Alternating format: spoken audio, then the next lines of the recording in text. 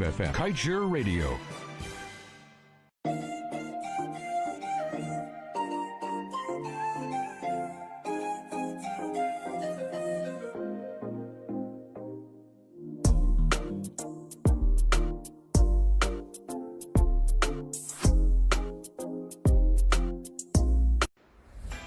COVID-19 tips sponsored by GECOM. 1. Practice social distancing. 2. Wear your mask when leaving the house. 3. Wash your hands regularly for 20 seconds using our Deck soap. 4. Cover your nose and mouth with a disposable tissue or flex elbow when you cough or sneeze. Choose Deck soap for that extra cleanliness. Deck soap is affordable and available nationwide.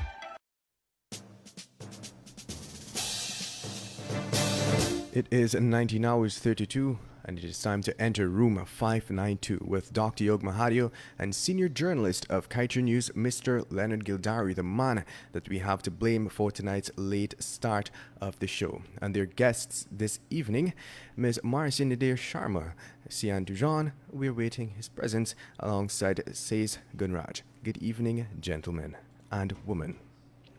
Good evening to you. Good evening, Mr. Kevin Smith. And yes, indeed, Mr. Leonard Gildarie, sir, you owe us big time for this late start. And, you know, I guess we can probably call on Siand Sharma and the rest of the crew that went to party today using taxpayers' money to please send us some stuff here to let Leonard make up for this thing.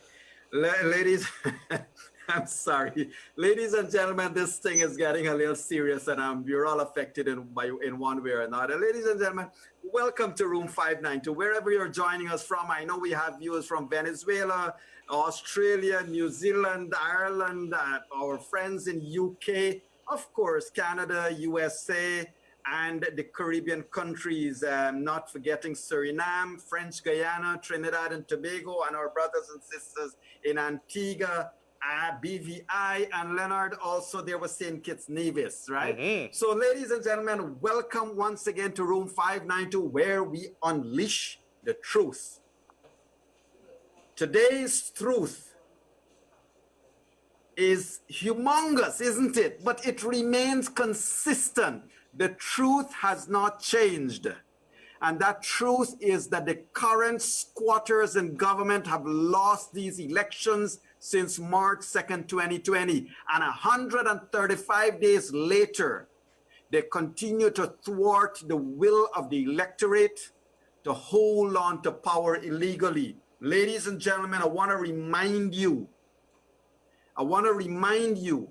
that as of today, the United States of America has notably imposed personal sanctions upon a number of persons who are responsible for the state of affairs we're in.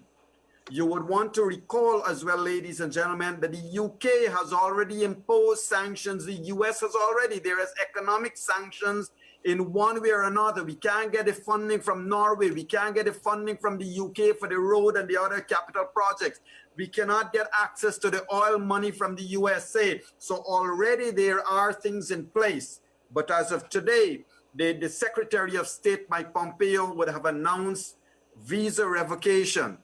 Ladies and gentlemen, just before I welcome my guests here tonight and invite them for their opening comments, I want to tell you all something. Today, I want to share a very sad note with you.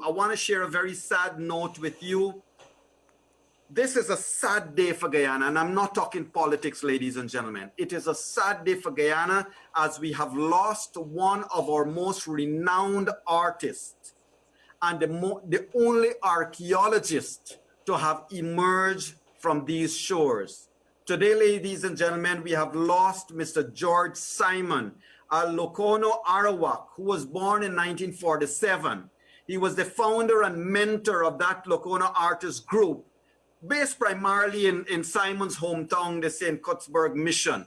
Ladies and gentlemen, I want to let you know this is a son of Guyana that we are all proud of. It is sad that we only sing their praises when they are not here with us. But Mr. Simon has been exemplary. His work is widely regarded all over the world as one of the leading Guyanese artists He led at one time, he was the head of the Borough School of Art, ladies and gentlemen. His work is world renowned, as I said, an example of which is displayed at the Chedijagan International Airport. When you descend that escalator, you are in the face of his work there. At the Castellani House as well, his work is on display.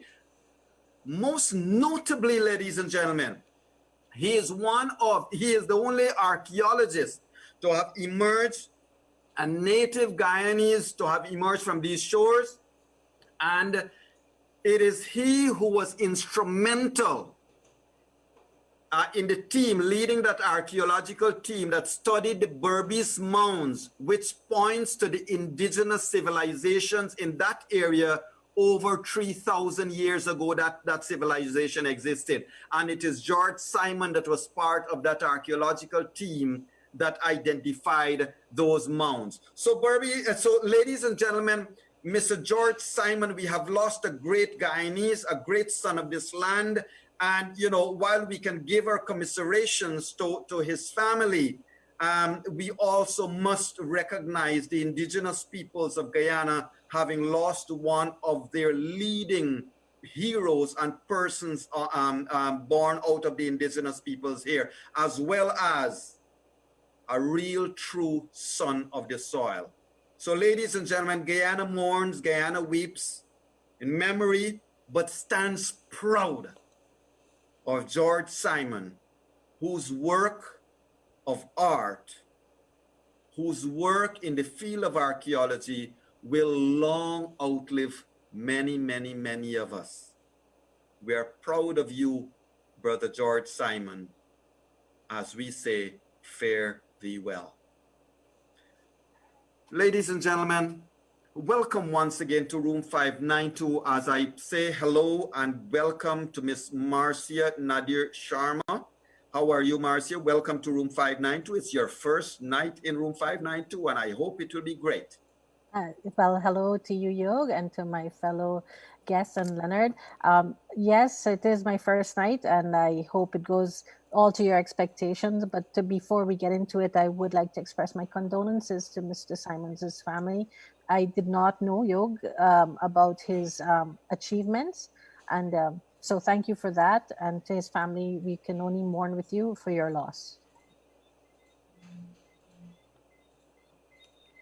Thank you. Thank you. And let me say also welcome to Mr. Siand Dhurjon. Sir, welcome again. You are, and I hope to both you and Marcia, this will be the first, but certainly not the last time we are seeing you in room 592. Welcome to you, Siand, a young attorney at law. Thank you, Yog. Good night, Leonard, Yog, Marcia, Sase. Great. And ladies and gentlemen, let me say welcome to Commissioner Sase Gunraj. He is not going to spend the entire night of room 592 with us here tonight. He is here to give us an update. Mr. Gunraj, we have missed you because you have been one of the persons that would have been visiting room 592 at least twice a week and giving us updates. So we, the boys at Kaito Radio and myself, we are going to give you an opportunity to make up for that. We'll tell you how, when, and where. But Sase, on a serious note, Commissioner Sase Gunraj, welcome once again to room 592, sir. On behalf of all of Guyana, as I hand over the microphone right over to you, sir, to give us an update as to what is happening from your I was going to say ignoble, but of your noble position as a commissioner of the Guyana Elections Commission. Over to you, Commissioner. All right. Good evening, Yog, Leonard, and Marcia, Siand. Good evening. Good seeing all of you. And to your viewers out there, I apologize for my absence, if I may. It was not deliberate, but you know that we've been dealing with some very trying times, and my presence was not entirely possible for many reasons. But that notwithstanding, I'm here. Yog, I wish to join with their sentiments in expressing my sincere condolences for this loss of a very outstanding member of our society. Mr. Simons' work, like you said, will live on for generations beyond us, and we have lost a good one today, and I think Guyana mourns. as you know, Guyana mourns, and we've really lost a noble Yes. son of the earth. That notwithstanding, Yog, there are many things that I'd wish to update you on, update the viewers on in relation to what has been happening at the Guyana Elections Commission. As you know, the current state of play is that the players are off the pitch on account of ongoing court proceedings. Now, while it is my personal view that we ought not to stop because there is no impediment preventing or continuation of this process, the chairman has taken the decision to await the outcome of the court proceedings, and the intemperate side of me may disagree with that, but I'm guided by the position, and we've waited in excess of 130 days so far for an outcome or a finality of these proceedings. I dare say that maybe we should exercise a little bit more patience in the next few days, over the next few days, and hopefully that will bring all of this to finality. That being said, I wish to advert your attention to the latest, well, what the genesis or what led up to this court proceedings. As the country has seen as well, the latest presumptuous act of the CEO was to present a report after receiving clear, concise, and unambiguous guidance and instructions from the Elections Commission, from the entire commission, as dictated in 2 letters to the CEO. Lowenfield has chosen to bring a report that uses Mingo's numbers that have been spurned upon by everyone. Courts have spurned upon them, participants in the process, contestant political parties who have seen the statements of poll that belie that challenge those figures, particularly the Mingo declaration, and yet he is presumptuous enough to present figures that reflect those numbers. I believe is an attempt or a slap in the face of the commission. But that notwithstanding, it takes me to the other point as to the staunch defense that he enjoys, including by members of the commission, some members of the commission. One commissioner on the other side actually applauded the CEO for the good job that he is doing. I mean, as I said in the media earlier on, a few days ago, I think it was yesterday or 2 days ago, if you are going to countenance and accept the use of those figures, then you have taken your mask off and you have exposed yourself to the world as being complicit in the rigging machinery and the rigging of the machinery. You can only be considered a rigger, nothing else. You have lost all morality to say anything decent in relation to the conduct of the electoral process. In fact, I would dare say you lost your right to speak because you're condoning lawlessness and a flagrant violation of the law. And on the defense of the CEO, as is now public news, members of my side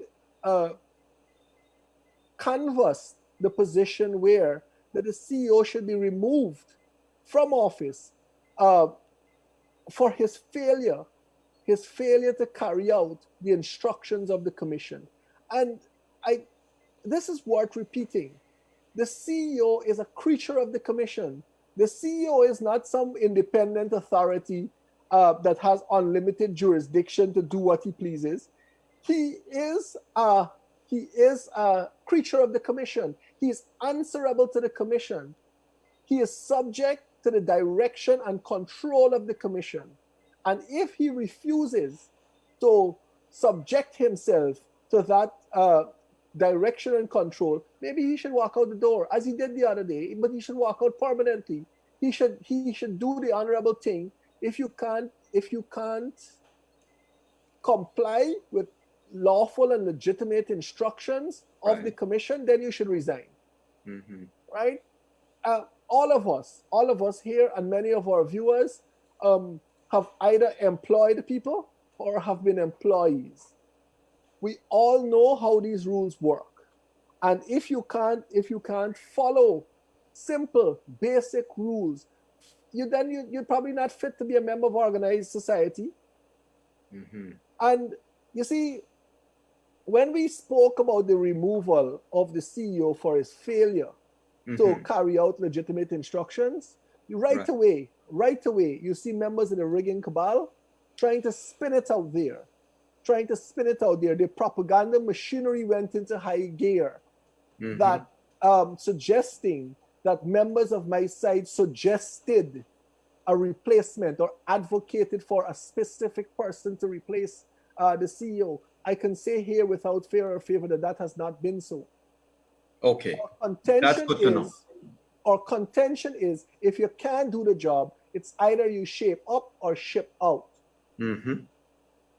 Right. So that's an important thing. So Mr. Gunraj, if I may ask you, sorry to interject, I just want to get this clear, because Mr. Lowenfield has been on record saying he's a constitutional officer. You are both an attorney at law and a commissioner of GECOM. Can you comment on that, sir? And as well, Mr. Lowenfield in February of this year would have said that he would have admitted that he follows the instructions of GECOM, but as of recently, he's now saying he is his own man.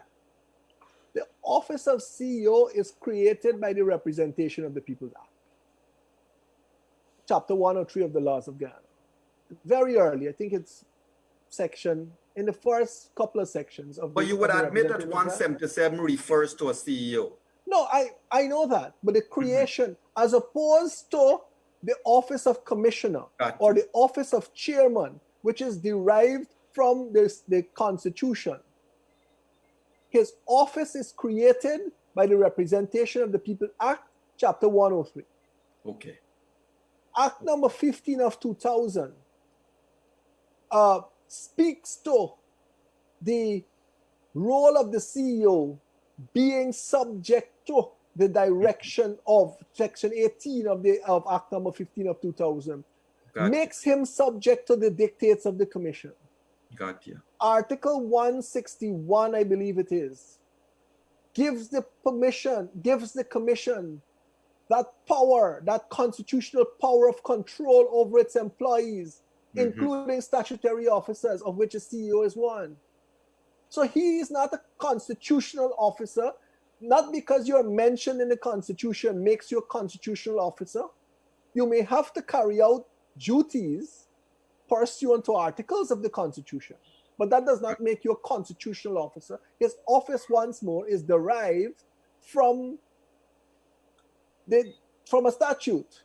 And again, importantly, that statute does not give him unlimited power. Thank you. That was what I was going to ask you, because he is like, and you know, people, including commissioners, have a difficulty with my use of that word, that he's a creature of the Commission.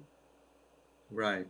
But you see, people who are unlearned in the law, right, and who want to pretend that they are lawyers, right? I'm not attempting to, you want to stand up and fight. Correct. That being said, magistrates, for example, whose all the functions that they execute are governed by statute, are considered creatures of statute. Keith Lowenfield, as chief election officer, is not superior to a magistrate. He is a creature of the Commission, plain and simple. And he has to follow the dictates of the Commission. And his failure to do so ought to be met with sanctions. And sanctions being the watchword today. Correct. And Commissioner, let me just, sorry to interrupt. Ladies and gentlemen, let me apologize. We have been getting some consistent internet issues. We don't know. We have been auditing our internet, but you know, it's outside of our control. And so our apologies, but do know we are live on YouTube. We are live on Kaichor News website. You can go there. We are live on the app. We are live on Facebook. So you can get us any which way possible. My apologies, Mr. Commissioner. But can you take us to what is happening? What is the status today, Mr. Commissioner? And is the chairman's hands tied? Mind you, the country would have heard Ms. Kites's explanation to the Chief Justice today. I started out by saying, Yog, that there is nothing that is extant in the proceedings that ties the hand of the commission or the chairman. However, the position, the utterances to the court by Ms. Kite in relation to the position taken by the chairman, in that an undertaken, you remember the chairman is named as a party to these proceedings. Yes. The chairman is the convener of the commission. She is the person who has to be there at all times. She summons the meetings. She has a quorum, is not made in her absence. She's the important person in this puzzle. She is perhaps the glue that holds the commission together, if I can use that that analogy. That being said, the personal undertaking given by the chairman to the court that she will not proceed or take any steps that will render any decision one way or the other of the court nugatory.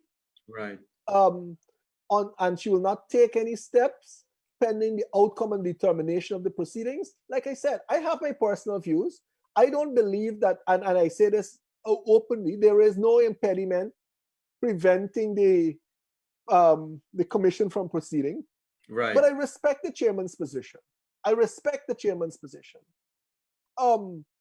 And I have a little bit of reservation, but I respect it and I support it. It is what it is. Yes. And we can proceed therefrom. Great. So Commissioner, I don't want to question you too much because I appreciate your position as a commissioner who is also, I believe if the commission is in front of the court, then you are as well in front of the court. So I don't want to put you in any unnecessary spots here, but my last question to you, Commissioner, is Guyanese do not share a sentiment that says a few days more. We are more looking that it might be a few weeks more because, whatever decision is made, a party might go to the Court of Appeal, might appeal this matter, and it might end up at the CCJ again. So whether you can comment or not, I don't know. I just wanted to put that in front of you, sir. I at some earlier point in this conversation, I said that we're here in excess of 130. Yes. Probably we're nearing 135. 135. I remember reading 133. I can't remember how many days ago.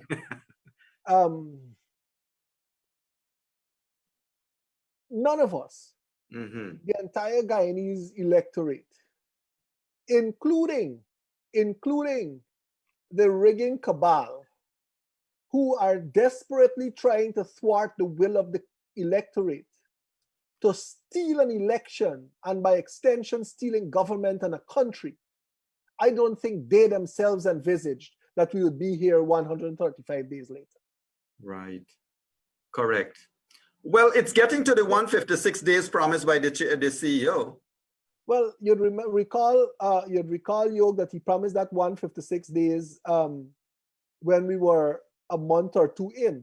Yes, that was April 8th of April. 8th of April. So that's a month in, a month and a week in. That notwithstanding,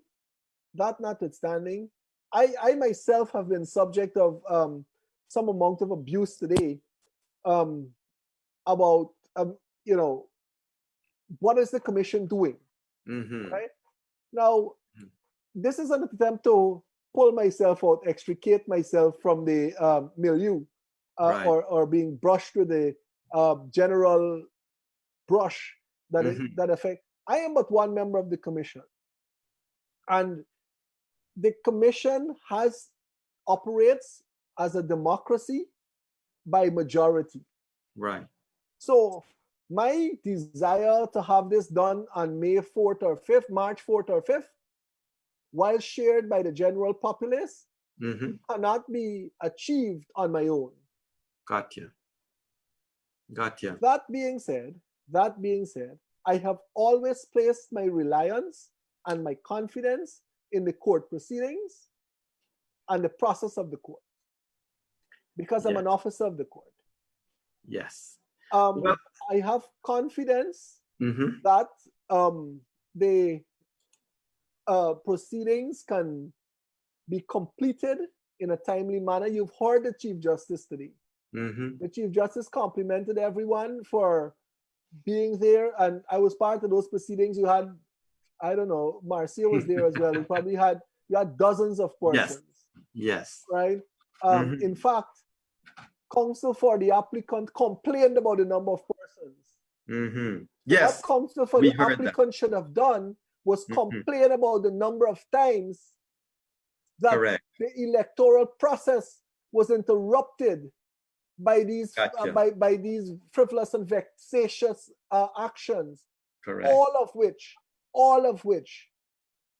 have only served to delay the process and render frustrated the electorate of this country. Gotcha.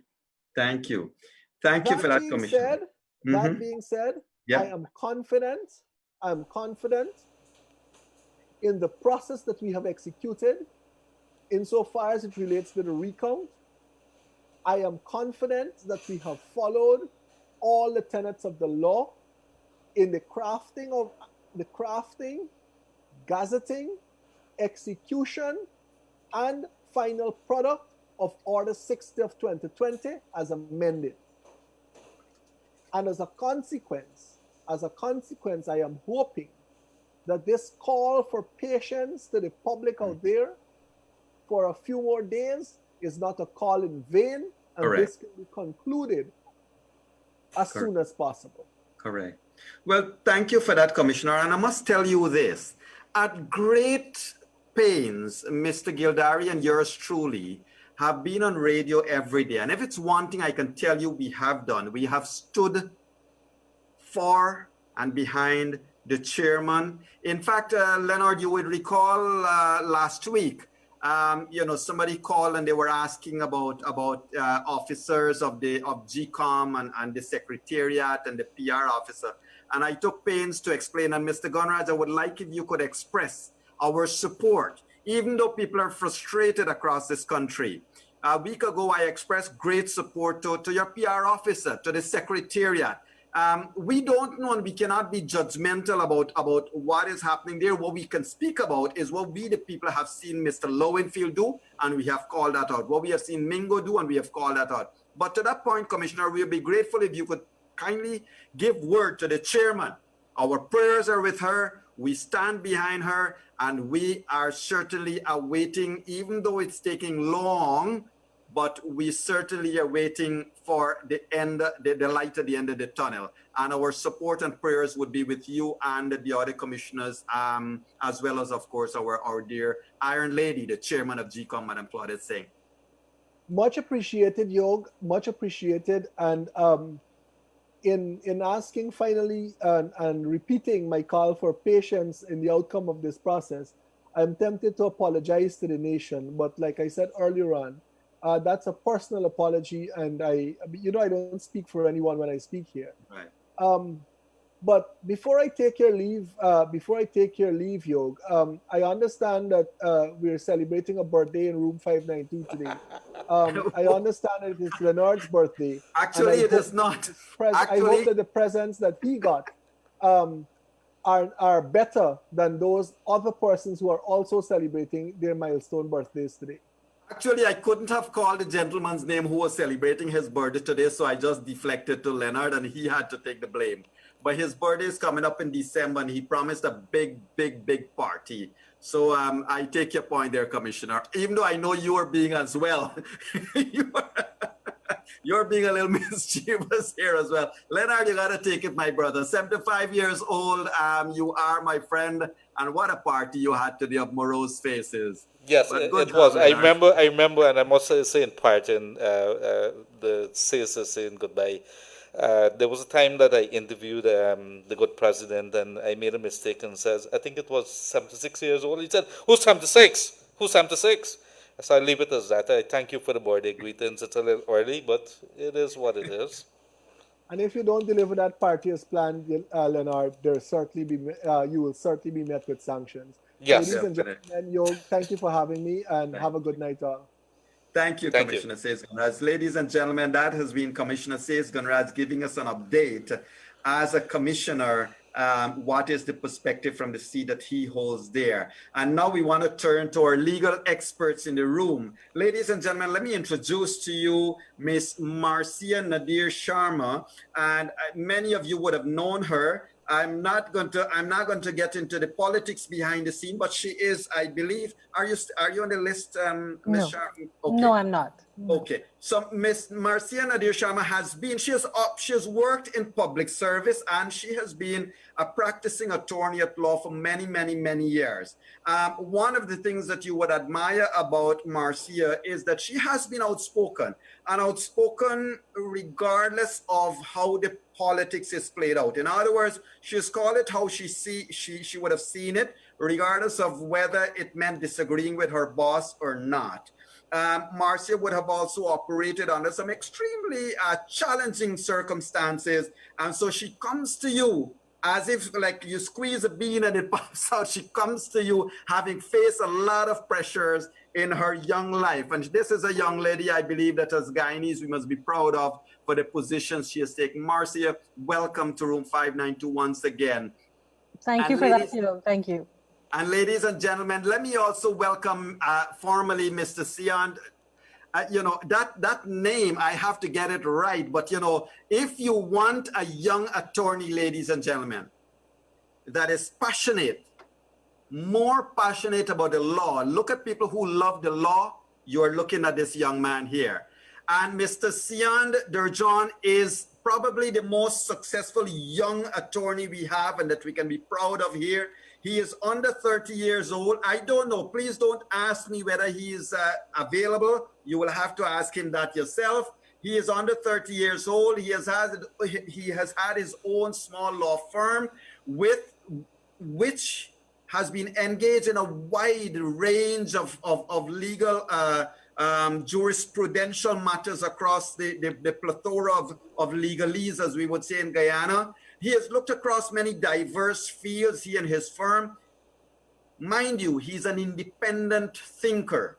And I wish to welcome him in Room 592 by saying that Mr. Siand Dhurjon is an independent thinker who joins us tonight as a man who voted for the APNU AFC at the last elections, but comes here with a little bit of, or a great bit of disappointment, disgruntled with what he's seeing. This is not a Guyana he wants and he would have voted for. Ladies and gentlemen, however, tonight we are going to look at Mr. Siand Dhurjon, not necessarily to talk politics, but to express, let us dissect the law, let us dissect what is in front of the courts, let us dissect for the sake of our brothers and sisters Guyanese who are not legal minds to understand what is happening here. So Siand, welcome to Room 592, my brother. Thank you, Yog. Thank you. Ladies and gentlemen, as we get on with our discussion tonight, I would like to probably go to Marcia first. Marcia, we have had a situation here which, as you would have known, has reached to the stage after a number of narratives. So on day one, it was using bloated numbers. Mr. Mingo resurrected the dead, created the invisible, you name it, he did it.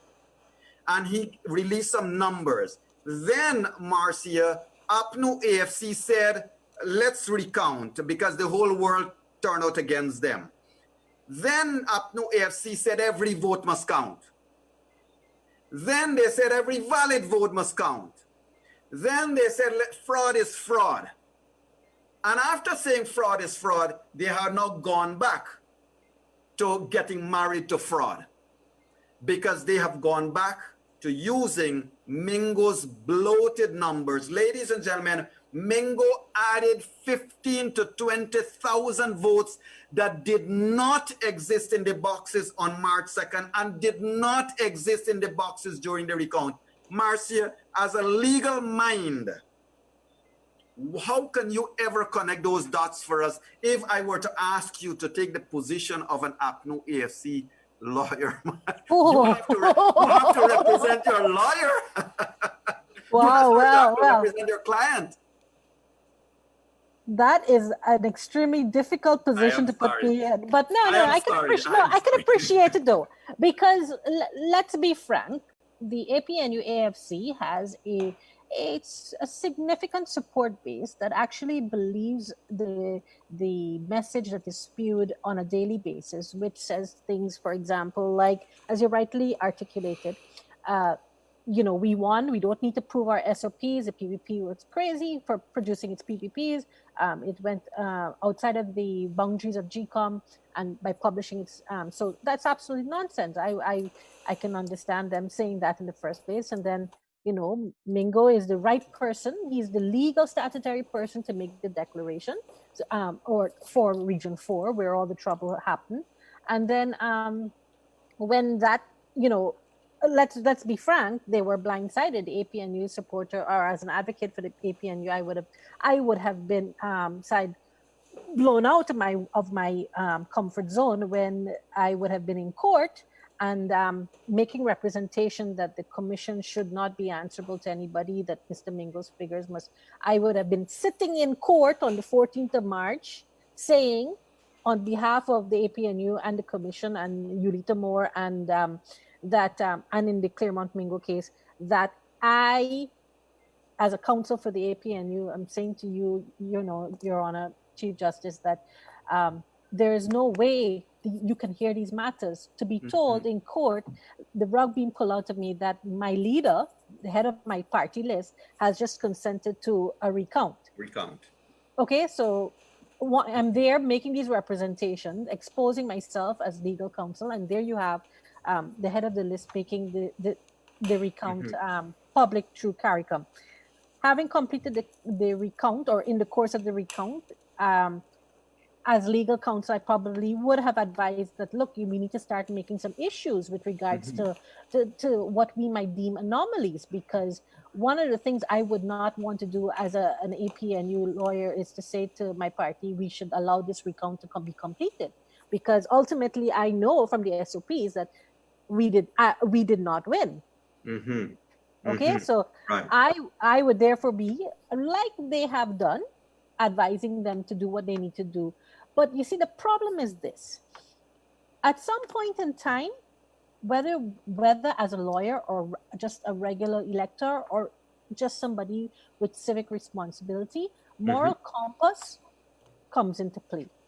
And having a political maturity to say to my advisors, to my clients that, look, at some point in time, you need to stop this. Because what we are doing here is not only wasting the court's time and wasting the goodwill that we have garnered for the last, well, you got to say from 2011, because technically speaking, from 2011, that train would have left the station, resulting in a 20 win. Okay, so that little goodwill that we have managed to garner, and then having not done what we promised in our manifesto in 2015, we need to pedal back a bit and look at what the damage would be. But you know what? That has not happened.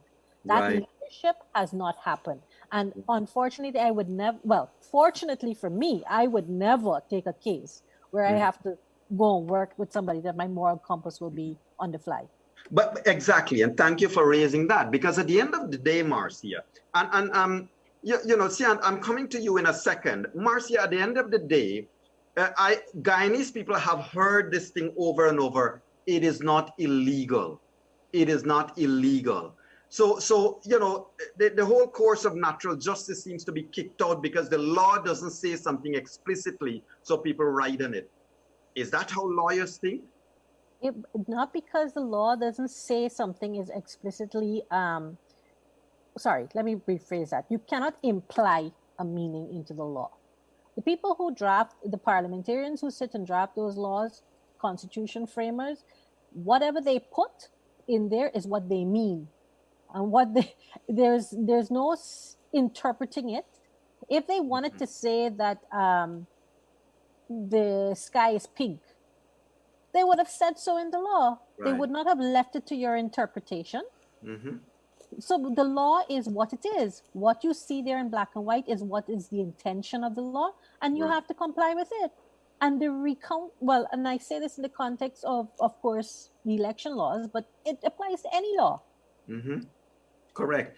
So, Siand, I want to come to you a little bit from a more technical perspective in terms of one of the petitions, or one of the things that the applicant is begging, pleading at the court for, is that Section 22 of the elections law should be kicked aside, should be declared as inimical to the Constitution. And is it, am I right, sir, to say that the aim of that is to then say the entire Order 60 was null and void and stop? Can the law be applied? My second question, can that law be applied retrospectively, sir? Over to you. Well, in law, there is something called subsidiary legislation. Normally, with ordinary legislation, Parliament has to vote on it. You have to convene a Parliament. They vote on a bill to make it into law, right? This thing must be a crime, or this must be a tax, or that must be possible, or that must be prohibited. But ever so often, Parliament passes a law that says a minister, for example, a chairwoman, for example, a commission, GECOM, for example, has the power to pass law within these narrow confines, right? So what we had passed in the year 2000 was the Election Laws Amendment Act, which provided in Section 22 a special regime, a special unique power that GECOM has now to remove difficulties by passing orders. Now, an order is one such type of subsidiary legislation. What Parliament did in the year 2000 was they gave any chairman, any commission, a blank check. But not just any blank check, a blank check within certain narrow confines that they can cure or remove difficulties. And the rationale for that, Yog, is very simple. Elections is serious business. Credibility has to be ensured. Finality has to be ensured. The process must be expedient. All right? Right. And yes, what they're trying to do, the application filed by Messenger Jones, who, by the way, happens to be an APNU counting and polling agent in Tocqueville. I don't know if people know that, but in her affidavit at paragraph 60, she said, no, at paragraph 11, she said, I am a community organizer with a strong interest in politics. Well, she omitted to mention that she was a polling agent at Tocqueville. She signed the statement of poll at Tocqueville. Wow.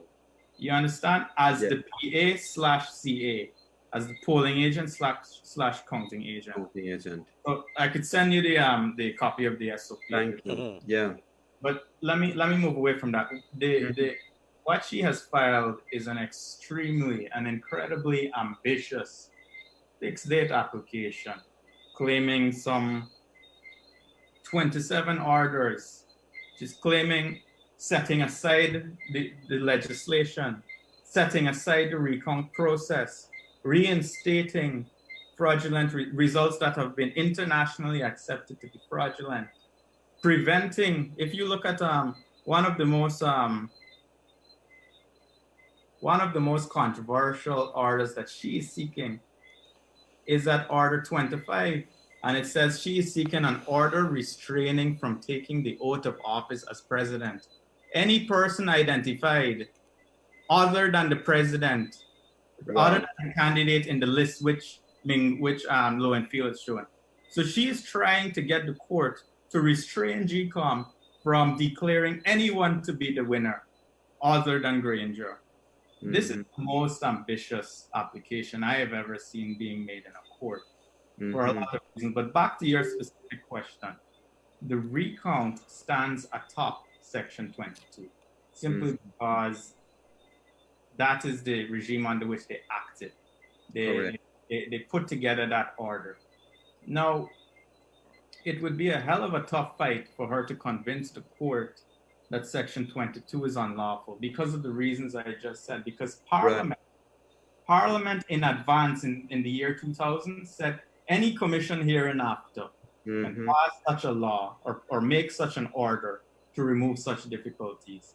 And I dare say, if ever there was a moment for the activation of Section 22, it was this year where they met the moment and they passed the recount order. Right.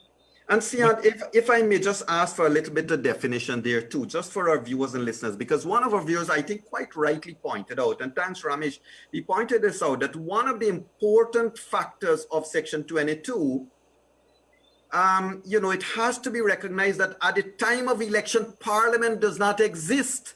There's no legislative body, and thus this is a necessity. Over back to you, Siand. Parliament in its wisdom, the drafters in their wisdom, would have envisaged all of that at that time in the year 2000.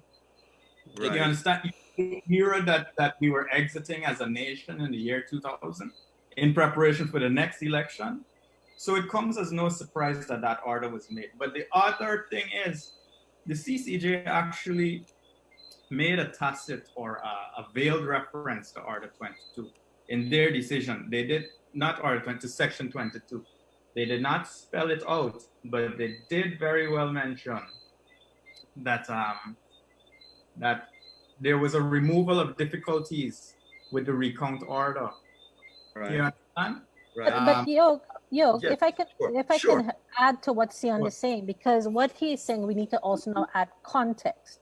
And I think it's very important that your viewers understand the context. The difficulties in this particular situation was the fact that the APNUAFC plus its appointed commissioners at GECOM objected to CARICOM coming in and supervising and conducting the recount. Let us not forget the factual context within which this Order 60 came about. So what ended up happening was after His Excellency, after President Granger would have said, I agreed to this recount, within 24 hours of being blindsided, the narrative out of the camp was that, wait. The Representation of the People's Act does not allow for anybody other than GECOM to carry out a recount. And so CARICOM's agreement between Dr. Jaglio and the president can't be materialized, cannot be put into effect. And that is why Section 22 was employed, to remove that difficulty of CARICOM not being able to come in and provide that neutral balance between the obvious growing conflict of PUP saying they haven't won and APNU AFC saying they have won on Domingo. So I think that context is very important to remember. Yes, thank you for that. And I want to come back to you both with this question. Let us just say that the court in its wisdom decide to slice and dice these applications, petitions up. And let us just say there is a likelihood that one of the courts, I'm not saying it's the immediate one, but one of the courts may see that, okay, you know what, Section 22 is in bad faith. Marcia, can that being in bad faith affect the order, affect something that went and was approved by the CCJ? In other words, if the court was to strike it down, can it do so retrospectively to when the recount happened? I wouldn't want to, because I am on record, I wouldn't want to give an opinion as to where the court will rule. But I will say this. The CCJ in its last decision made it pellucidly clear that the only result available for which a declaration can be made is the recount process. pellucidly clear. There's no ambiguity, there's no uncertainty, and the whole issue of whether these previous declarations made prior to the recount are valid was dealt with by the chairwoman in her decision. And let us not forget, the CCJ recognizes the chairwoman's erudite position as it relates to GECOM's inability to disenfranchise or to mysteriously and arbitrarily disappear 115,000 votes. Correct. Okay. Thank you. So Siand, yes, I wanna ask your opinion on the same matter. You may not be so constrained, and also address along the same line whether the CCJ statement is now material or not. Oh, the CCJ statement is incredibly relevant right now. In fact, that's why today, if you were listening to Her Honor, the Chief Justice George, she said two of the main issues that would adhere throughout these proceedings.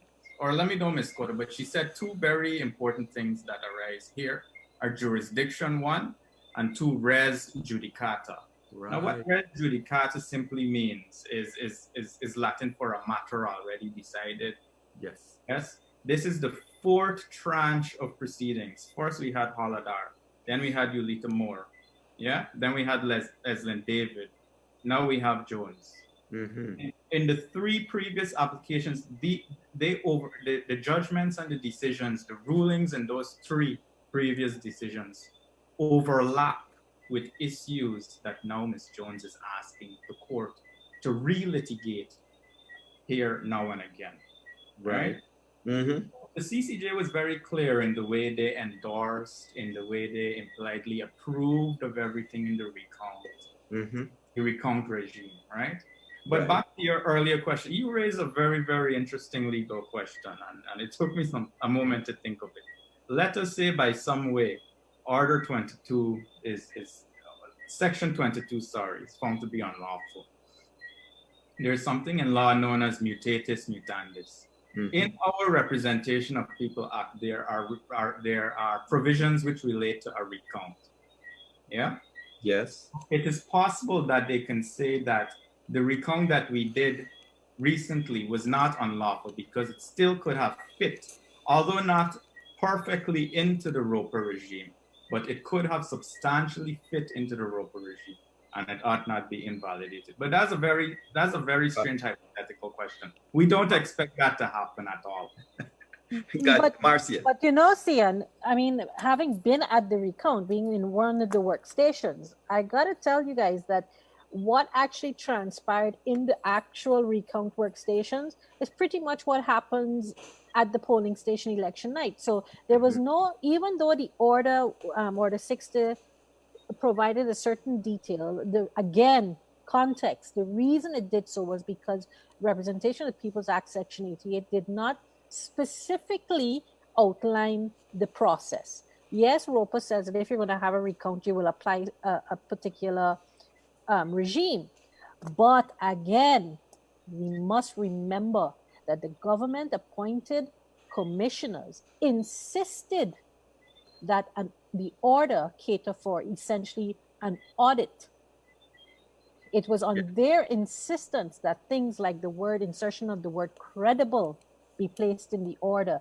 It was on their insistence that, and this is information that has been in the public domain. I mean, for one, Mr. Alexander would come out and have his little briefings, and he would say that, you know, this is my interpretation. It mustn't be done like this. You know, and again, we can't look at these things in isolation of understanding the facts.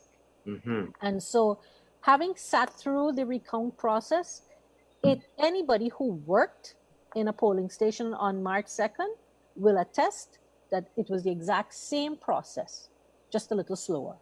Right. So let me ask you guys another hypothetical question. It's obvious that APNO AFC at this stage wishes that the recount never took place. They want to go back to using the SOPs, but they want to go back not to SOPs, sorry, they want to go back to whatever it was that Mingo and the rest of the ROs declare. They want to go back to the declaration. Will it, Siand, you first, should that request cause a necessity or a call for the release of SOPs? Will there be any directives that say, okay, you want to go back to this, it would mean releasing the SOPs from GECOM? Well, I don't think the court will concern itself too much with the SOPs. We all know what the SOPs say. And that hasn't really been disputed in any real substantial fashion.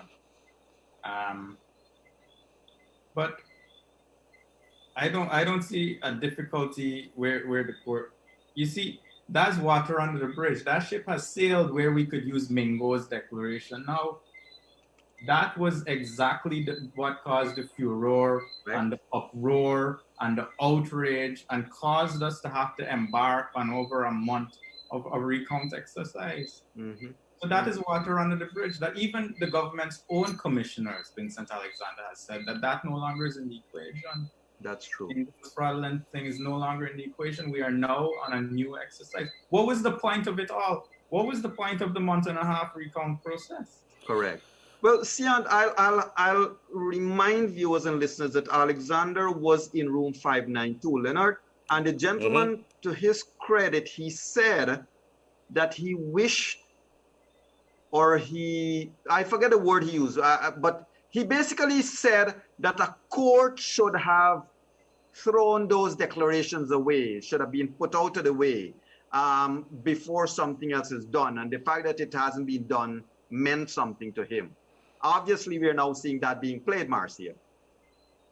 Well, I gotta say, if you look at the reliefs being sought in the present case, and you compare it with, say, the reliefs being sought in the Yulita Moore matter, all of those issues there are many of them that are similar, including the fact that they want to be able to use the Mingo recount. The Mingo figures, the declarations. But I agree with Siand that is water under the bridge. That boat gone way, way too far to roll it back in. And there was no need for a court to make that decision because GECOM is an independent body. But Marcia, GECOM already made that decision. Let me push back at you both. Hold on. The head of state, the president, 2 days ago, made a statement in open, in public, saying that, or pointing to flaws, or pointing that the CCJ decision allowed for this recount to be thrown away and to go backwards, and the fight is not over.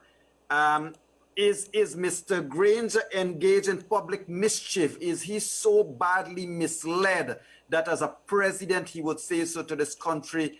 And Marcia, as an attorney at law, this is the president of the country.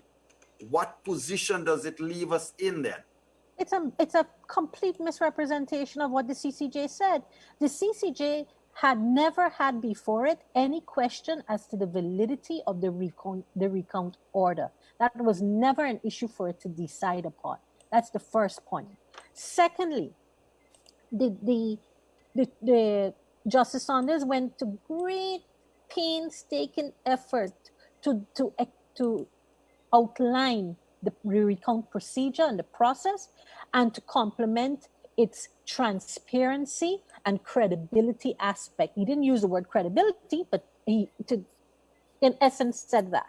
Okay? And what he said, and we have to be, and when we're going to make representations to our supporters, or to make statements, we need to be clear.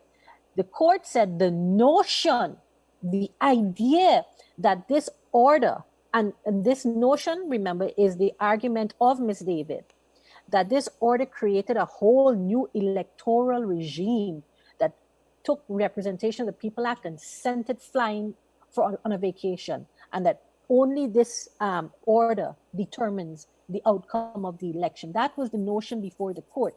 And the court said the notion that can happen is absolutely constitutionally unacceptable. It never said that Order 60, the instrument Order 60, facilitating the recount, was invalid. So it's a colossal misrepresentation. Thank you. Siand, we know that in Guyana, the president, unlike many jurisdictions, is in an elevated position where legal actions and so forth are concerned. Sir, could you share with us your thoughts? Mr. Granger has been making statements that can be deemed to be misleading people, because at the end of the day, sir, the supporters that he has said that to will go home and believe this is the word. Sian, how does it leave us as a people of this country where the law is concerned then? You asked me a good question, Yo, but let me say something. I don't believe most APNU supporters are that stupid. I think they just have a few handful of people who will believe these things baselessly. The lawyers for the coalition have been touting paragraph 52 of the CCJ judgment. They have been taking it way out of context. The CCJ at that time, they were commenting on the Court of Appeals' flawed understanding. They were saying that the Court of Appeal had misread a word into the Constitution because they had used Article 60 to influence them to insert the word validity into the Constitution. And the CCJ said in such a hypothetical situation, that could never be done because Article 60 is, at best, is ordinary legislation. And the Constitution is the Constitution. So you can't use your subsidiary legislation or ordinary legislation or anything to interpret the Constitution. The Constitution is a self-fulfilling, self-affirming document, and its meaning and intent is clear. Right. What the judges were saying, they said, with respect, the notion that Order 60 could either impact interpretation of the Constitution or create a new regime, election regime, at variance with the plain words of the Constitution is constitutionally unacceptable. So what they're basically saying is that if you think Order 60 could interpret the Constitution or create a new regime that is different from what the Constitution provides, which it did not, then that would be outrageous. And Yog, and Yog, if I may ask you three councils, including you, Yog, do you believe it everything that is happening here, including sanctions, and I see a statement now coming out from the Brazilian government about this entire elections, and they're calling in for a declaration to be made according to the recount. Do you likely to see that there's going to be a buckling of the coalition, maybe, and this matter is not going to advance to the Court of Appeal and maybe to the Caribbean Court of Justice? I personally am not applying a legal mind. I personally don't see any buckling happening because I think it's a case where the AP and UAFC coalition has put itself out on a limb and they're now all in and there's no pedaling back. There's at this point with visas, for example, being revoked, it's just a stepping stone to something greater happening. And strategically, it would appear weak to go back to your supporters, which you could have done 3-4 weeks ago and say that, look, we have lost these elections, let's buckle down and gear up for the next 5 years. And they didn't do that. I don't foresee them doing it anytime soon either. The letter of the day is V. V is for visa. well, you might very well say somebody or see somebody. I see somebody making a little post here whether they should be going to court to question whether it's an invalid visa or it's an unqualified visa. I'm not sure. But Yog, this is interesting because if you see the Venezuela, somebody is a country that is very, very close to us. That is saying that 4 months after the election, the Brazilian government considers that delaying the conclusion of the electoral process poses a serious threat to stability in Guyana and a departure from the democratic commitments that the country must observe in the regional and hemispheric context. And they close off by saying the Brazilian government calls on Guyana and associated state of Marcia to remain among the South American nations committed to the highest democratic principles. I know that we have diverted a little, but that's to show that there's a lot of pressure piling, and that's why I saw this morning in the court. The judges really put down her foot in, when there was a clashing between a couple of councils. She said, "This is my court," and then I think also when the question came of the AG and his counsel, I think it was Maxwell or somebody there, trying to make a move towards a motion to have the proceedings stayed. She says, no, we're not going to tolerate that at this moment. Or it was said at that point in time. I want to quickly, if you don't mind, lady and gentlemen, I want to quickly come back to one of the points in law again. Siand, you first. This case in front of the court, it has the potential of ending up, in my mind, correct me if I'm wrong, it has the potential of ending up at the CCJ. If it does so, isn't it like a vicious circle? Ultimately, is a CCJ thing ending up back at the CCJ? Oh, whether the CCJ's final jurisdiction then? Well, the funny thing, Yog, is that if this does reach full circle, and if it does go to the CCJ, it is no uncertainty that the CCJ will scathingly condemn this application. It does not help that it was the same attorney that the last matter that went to the CCJ, and now they are misquoting in effect the CCJ's judgment. But yes, that Justice George has taken a very strong position, an extremely admirable position, that by 11 tonight, the applicant submissions have to be in. By 11 tomorrow night, the response have to be in. You understand? So she's fast-tracking the process. It is not that she is sacrificing justice at the altar of expediency. She's not doing that. She will take her time to rule, hopefully by Sunday. You understand? And I want to come back at you. I'm sorry, Marcia. I know you are a face in the court there, so I respectfully don't want to ask you some of these things. But here is another question we have for you then. I would admit, I admire the way Madam Roxanne George has dealt with all the election matters in front of her. I remember with the Mingo, with the 84, Section 84-2 matter, she took pains, slapped them on the wrist when they needed it to say, I am not going to go down the road of elections petition. Walk the thin line, walk the fine. However, Siand, is there a likelihood that this matter will not end up at the Court of Appeal? I strongly believe the fact that they have launched this application in the first place, and from the recent pronouncements by the president are anything to go by, it seems that they have no holds barred, and they will go full 100. But it has to end at some point, It has to end at some point. And speaking of the Chief Justice, she is a judge whose integrity has no equal in the world of the judiciary. When she was a puisne judge, I personally went into her office and asked her to admit me to the bar. I wanted her to be the person to do it. I never knew in years to come she would be elevated. But yeah, we are confident. This is a very frivolous application, Yog. I wanna show you something else. I don't see the legal commentators or the attorneys raising this point. Sase said that the CEO is a creature of the ROPA statute. The Constitution, as you said, did introduce him first into the scheme of things. But what's important is that the level of entrenchment, the security of tenure, and the requirements, the qualifications of the chairman are constitutional. Of course. A porter could be appointed as the CEO.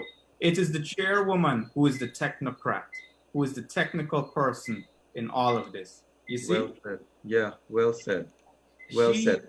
She has to be a judge or somebody, a fit and proper person. She is appointed from a list submitted by the opposition, by the president. You understand? The CEO is just a man that the commission can decide tomorrow to appoint. or to disappoint. Right. Right. So thank you for that. That is well said. And indeed, I think up to this point, and this is not being critical of the chairman at all, up to this point, I believe the chairman's finest moment has been that June 16th or 17th release she made, which was absolutely clear and absolutely spot on as to what she sees her role and the role of GECOM to be. Marcia, I would ask you to put on a political cap. Mm-hmm. Given what Siand just said, obviously this case will fail at the ultimate court in our view, not necessarily your view, in our view. Therefore, there is a political play behind the scene. There has to be something in this delay that will mean something to APNU AFC. What is it in your mind, if you can point to something that we are not seeing?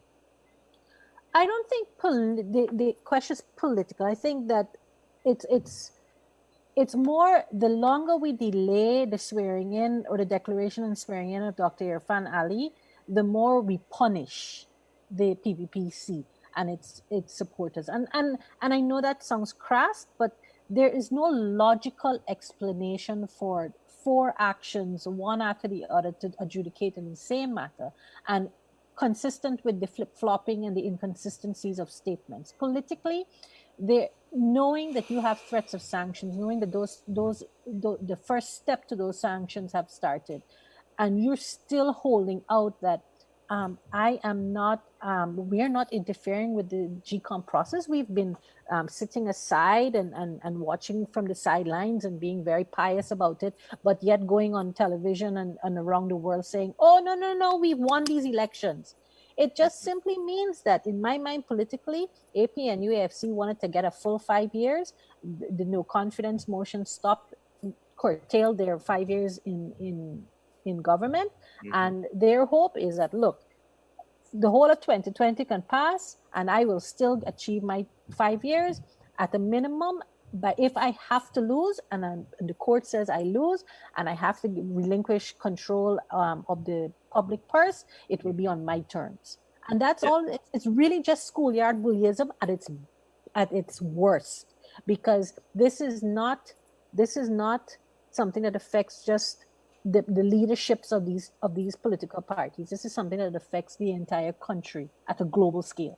Right, but let's assess that, and Siand, your comments here would be most welcome. Let's assess that, Marcia, because here is what. The 5 years are done, over, gone with in May this year, right? And you are soon going. The way we are going is going to be 6 years. I rather suspect this drama is not over by any long shot. Mr. Lowenfield still has the ability to frustrate the commission. And if he's going to be replaced, his replacement still has the ability to frustrate the commission. It is a vicious circle that can go on and on and on. Meanwhile, Siand, the country is literally bleeding. Burning. We have a situation, ladies and gentlemen, where today, with due respect to the gentleman, is his birthday and he has every right to celebrate his birthday. But there are people in this country that doesn't have a meal to eat. Their children, this what get me going. There are children in this country that has no ability, don't know where mommy and daddy is going to find the next meal from. So, Siand, as a young man, putting your legal cap aside, sir, where do we go and how do we talk to our people now that we can see the light at the end of the tunnel? And the final question for you both, the longer this protracts, the more it's ringing the death knell of a couple political parties, including the PNC. I am unhappy with the way the chairperson has been doing things. Somebody has to say it. I am unhappy with the way that when the CEO is given something to do, he is given at least 24 hours to add up a table of 10 numbers or so, and to make divisions or allocations about seatings, which already ought to have been done long in advance. I am upset that every time court proceedings are filed, in spite of no injunctions being issued, The chairperson folds her hands and fumbles, and now, as the nation burns, she does not act again. I am upset that today an undertaking was given based on a most frivolous application. I'm upset about these things as a young man, not as a legal mind. I'm upset about these things. Gotcha. And Marcy, in terms of the political spin again, I would want to disagree with you, my good lady. I would want to disagree with you from the following perspective. Some politicians are absolutely myopic when it comes to the good of the people. Mm-hmm. And every passing day, we are having certain trades taking place in this country. I am interested in knowing what's happening to our continued production of gold, for example. Where is it going? What are the disclosures being made at the gold board and stuff? You see where I'm going to. And also, Marcia, I cannot ignore the fact of your previous engagement of having been one of the officers within a particular state enterprise that is NICIL. And so what comes through your mind when you are seeing the disposal of state assets after the March elections, ma'am? Well, from my own experience, and again from my NICIL experience, when we were in election mode, we did not have instances of these kinds of mass allocation of properties and selling off, despite how political and attempts were made by the AP and UAFC government campaigning at the time to say that we did. And it's legally, there's serious grounds for questioning those because, again, the whole notion of caretaker government and the extent and the span of their powers during that interim period raises questions as to whether we can be signing $14 billion contracts, selling out lands. Certain entities have certain benefits of being a private company or a corporation.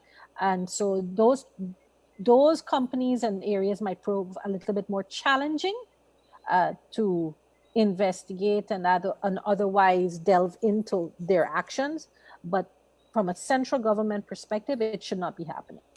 And if I may, people have been asking councils whether somebody could sue GECOM and or any other parties, and I would like to hear your thoughts on that after this is all over for stress, among other things. And Siand, if you can also put this in your contemplation, can any of the stakeholders or should any of the stakeholders consider filing a petition at the court to have the court instruct Mr. Lowenfield as to what his duties are in a similar vein as they had to instruct Mingo what 84.2 means? Very good. Absolutely. Absolutely. It would almost be like an order to enforce a judgment of the CCJ. Yes, for him to do what he is lawfully supposed to do, given the CCJ's recent ruling. And this would not be an election petition issue. This is a process issue where an office holder, a statutory office holder, is not following the clear letter of the law. Chief Justice George did it in the Holidar case where she compelled Mingo, a statutory officer, to follow the strict letter of the clear statute, in that he had to do the tabulation transparently. Mm-hmm. Right? So I think this should have been done long ago. Right. I thought so. And Marcia, I would respectfully disagree. Uh-huh. I would actually respectfully disagree, not because we can't do it, but we would be guilty of doing the very same thing that AP and UAFC is doing. Do you really think that Mr. Lowenfield, having disregarded everything, every instruction and directive given to him now, including previous court judgments, will listen to a judgment from a court compelling him to act? I mean, the man has no fear of going to jail for contempt. The fact that he has private criminal charges against him and he still hasn't presented himself to stand and answer to those charges tells me that it didn't matter what court tells him what, he will ignore. So the best course of action in this situation at hand is really and truly for the commission to sit down and say, listen, this man has been insubordinate. This man has repeatedly ignored our instructions. We have elections to complete, and if he cannot perform the functions, we either suspend him or we remove him. Then you face right, Marcia, here is where I would want to take the side of Council Siand Dhurjon. Here is why. At this stage in my mind, as a citizen of this country, that Mr. Keith Lowenfield has decided to burn my ballot. I don't know whether my ballot has been counted or not. Mr. Keith Lowenfield, and I'll have you know that in our daytime program, I have addressed him fondly as Mr. Keith Lowenfield. But Mr. Lowenfield has, Siand, if he is fired by GECOM, that's it. He's fired by GECOM.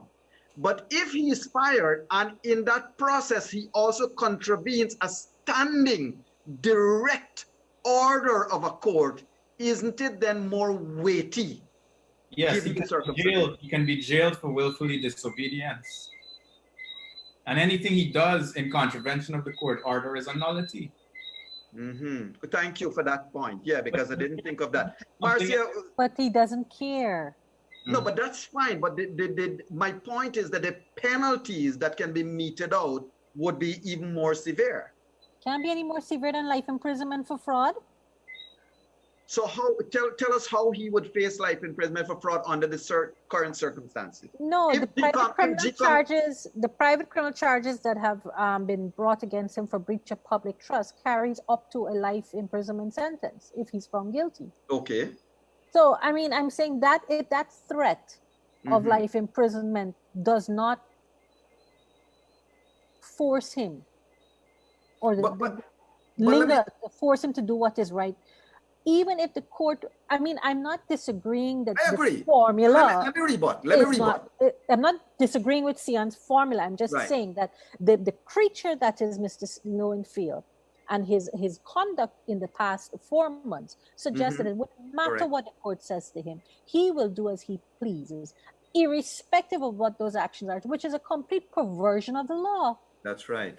I get your point. Let me rebut quickly as follows as well. Now, Mr. Lowenfield is there, and he's obviously going to do what he wants to do. But Marcia, to the point of having an order, isn't it therefore allowing this man to get away with it? Because here is what we have presumed that Mr. Lowenfield's interest, his only interest, is to have David Granger sworn in. That's all he wants, because that's the only way he'll get a presidential pardon. Over to you too. Well, I think that's exactly what he's counting on. He's counting that the criminal matters won't really matter, because it will be the correct government, according to him, who can take steps to dismiss or withdraw or pardon the matter. But I want to raise something else. I think now is the time for Article 161A, which speaks to removal of any officer that the commission appoints. Yes? Okay. And the funny thing is, I don't know if other people realize this, but this constitution, the fact that it's 161A, the fact that there's a letter in there, means that it was a later addition to the constitution. It wasn't part of the original constitution. They added it in, right? And in the year 2000, the same year that the election amendment laws were added to remove any difficulties and to allow the commission to make an order, there was an amendment to the constitution in April 2000. Yes? That provided for the commission to have full control, power to remove and exercise disciplinary control over all of their staff. So it comes as no surprise that in the year 2000, I rather suspect that the Parliament and the Attorney General's chambers were in overdrive, reforming the electoral laws to provide GECOM to provide GECOM with the tools to do their job efficiently. Gotcha. With a full consultation process. Right. But the aim, I think, to Siand's point and to your point, Marcia, for the viewer's sake, the aim there was to create an empowered GECOM to get what it has to get done and get it done expeditiously. Nobody thought of APNO, AFC, PNCB doing what they did. And at this moment, let me just remind viewers and listeners, I know we have viewers all the way from Pomeroon, Carriverton, Oriala, that is joining us on air by radio as well. So it's good to have you all here. Marcia and Siand, another point that may be sounding like a long shot, but let me state it anyhow. There is a likelihood that even if the chairman were to declare Irfan Ali as a president, the likelihood might be that Granger is going to say, well, he don't agree that these elections were fair and he's not going to give up power. Of course, we all know that it's going to earn the ire of the international community and everything else that everybody has been bemoaning. My question to you, sir, the UN Charter on rights of voting, rights of the electorate, will that be enough for international bodies to then take a government like this to the international court, criminal court? Well, I haven't read the charter, Yog, but I'm sure that there must be international recourse. But the chief weapon in our arsenal back then would be the international community. And such a situation where a man unlawfully seizes the presidency is a situation that warrants boots on the ground. Mm-hmm. If all kinds of things we are liable to suffering if that happens. Mm-hmm. That's right. If I can also add to what Siand is saying, there are already agreements that Guyana has signed on to in relation to even in the OAS instance, where such not just court action at the International Court of Justice, but other types of actions can be taken, and so we are not without recourse. Let's put it that way. But in any event, irrespective of what happens with this case, or and hopefully with declaration and the swearing in of Dr. Ali, you are going to see a continuation of the court matters, because we're going to have a petition. That's neither here nor there. But let me ask you this. Excellent point, Marcia. And this was another question. I'm glad you raised that. This is another question I have for you both. If APNO AFC has now gone to the courts and said, don't bother with this recount, it means don't bother with anything the recount found. Where then, how are they going to come up with an elections petition matter after these elections? Because they have negated by a court action their own stuff. The elections petition wouldn't have a prospect of success. You see, those petitions are legendary in law for having an extremely high threshold that the petitioner has to meet.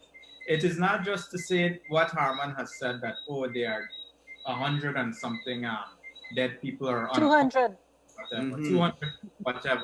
You have to show that the irregularities were such a scale to cause the results of the election to be completely different, to cause the significantly different, to cause the allocation of seats to be different. You understand? It's an incredibly high threshold. I don't know if you will hear very well. All right. So I guess we can continue this conversation because we are at the top of our hour. Who would know that we're already at our program timing, and Kaito Radio would have had other programs lined up to take over here. So Marcia, let me thank you for coming. I believe our conversation has a lot more that we can develop into, and I'd like to welcome both of you to return, not necessarily together, but on your own right in the short near future. It's been a pleasure to have you here, Marcia. It's been a pleasure to have you here, Siand, Dhurjon. And Marcia, your closing comments, 30 seconds, please. My hope is and my message to all Guyanese, again, we've been patient. I know 135 days seems like a long time, but be patient, be resilient, be resolute. We have not stopped the fight. We're not going to lie down and roll over. We've waited this long. We can wait a little longer. Bear with us. And that's the most I can at this point. And maybe appeal to the AP and UAFC camp to please concede and think about what you are doing to the country, and let us put this behind us and move forward. Thank you. Siand, your closing comments. I know you lawyers get used to closing comments. This is why I'm giving you your closing comments. Siand, thank you so much, and your closing comments, please. Thanks, Yog. The pleasure has been all mine. There is such a thing as intellectual dishonesty. Shakespeare wrote in Hamlet, "To thine own self be true." After that, you can't be untrue to any other man. We have to think about what kind of world we will wake up to after there is a lawful declaration or an unlawful declaration. We have to decide whether the next installed government will rule over a wasteland or a peaceful, harmonious country. We have to realize that our children have to go to the same schools, irrespective of whatever political party we. That's right. That's right. Well, thank you so much for that, Siand. And ladies and gentlemen, let me say on your behalf of special thanks to both attorneys at law in room 592 tonight, Ms. Marcia Nadir-Sharma and Mr. Siand Dhurjon, for joining us here. And it has been quite a stimulating discussion. And I want them both to know that we have received a lot of inbox messages. We have received a lot of kudos for you both. And I think, a lot of people have appreciated that, Siand, especially from your perspective, a young man in terms of age, not necessarily experience and knowledge, has stepped forward. And we look forward to future engagements with you and with yourself too, Marcia. Hopefully we can be in touch. And thank you so very much for being here. Ladies and gentlemen, let me thank you all for joining us tonight. It's been a pleasure to have you in room 592 again. I want to let you know tomorrow night, we will have a diaspora night. We're going to be bringing in some of the members of the diaspora, young and not so young persons, to talk with us in room 592. So look forward for our discussion tomorrow. And Leonard, we are in your good hands at 1:30 tomorrow, aren't we? Yes, we are, and of course we're going to be looking back at everything, including the sanctions, because by tomorrow 11 o'clock we're supposed to have a press conference with the U.S. Embassy and have a little more clarity on that. Among other things, discuss the Brazil entry into the whole fray. So many things to discuss tomorrow. Great, thank you. And ladies and gentlemen, indeed, we'll be discussing, and we're hoping to have an expert join us hopefully either over the weekend or early next week to talk about international sanctions and what they mean. So we will be certainly in touch with you on our social media pages and via Kaitor News and Kaitor Radio. Let me thank you all for joining us once again tonight in this room 592. Let me thank Josh, Kevin, Raj, and the entire team working hard behind the scenes. Thank Glenn Lal for making this program time freely available to us to have this done. And of course, my gracious co-host, Mr. Leonard Gildarie. Ladies and gentlemen, it's been good to have you, Marcia. Thank you so much, Siand. Thank you so much. Have a great night. And remember, say a prayer for this beautiful country of ours. It is still the best country in the world. Bye-bye now. Have a great night.